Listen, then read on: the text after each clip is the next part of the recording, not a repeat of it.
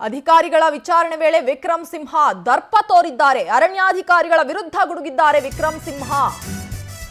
ಎಲ್ಲವೂ ನನಗೆ ತಿಳಿದಿದೆ, ಟೈಮ್ ಬರಲಿ ಹೇಳ್ತೀನಿ ಅಂತ ಹೇಳಿದ್ದಾರೆ. ಅಧಿಕಾರಿಗಳ ವಿಚಾರಣೆಯ ಸಂದರ್ಭದಲ್ಲಿ ವಿಕ್ರಮ್ ಸಿಂಹ ಈ ರೀತಿಯ ಮಾತುಗಳನ್ನ ಹೇಳಿದ್ದಾರೆ. ಅಧಿಕಾರಿಗಳ ವಿರುದ್ಧವೇ ಗುಡುಗಿದ್ದಾರೆ ವಿಕ್ರಮ್ ಸಿಂಹ. ಎಲ್ಲ ನನಗೆ ಗೊತ್ತು, ಟೈಮ್ ಬರಲಿ, ಸಂದರ್ಭ ಬಂದಾಗ ಎಲ್ಲ ಕೂಡ ಹೇಳ್ತೀನಿ. ಪಿತೂರಿ ನಡೆದಿದೆ, ಅಧಿಕಾರಿಗಳ ಕೈವಾಡ ಇದೆ ಅಂತ ಹೇಳಿದ್ದಾರೆ ವಿಕ್ರಮ್ ಸಿಂಹ.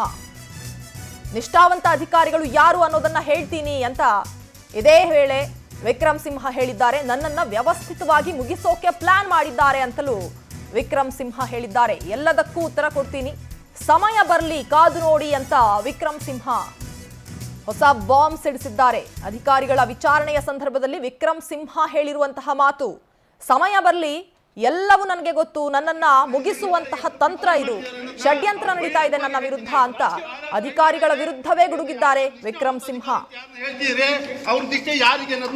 ಹೇಳ್ತೀನಿ, ನನ್ನನ್ನ ವ್ಯವಸ್ಥಿತವಾಗಿ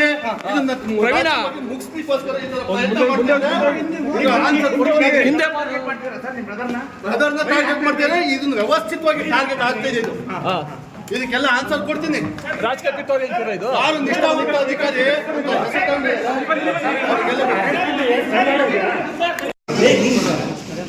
ಏನು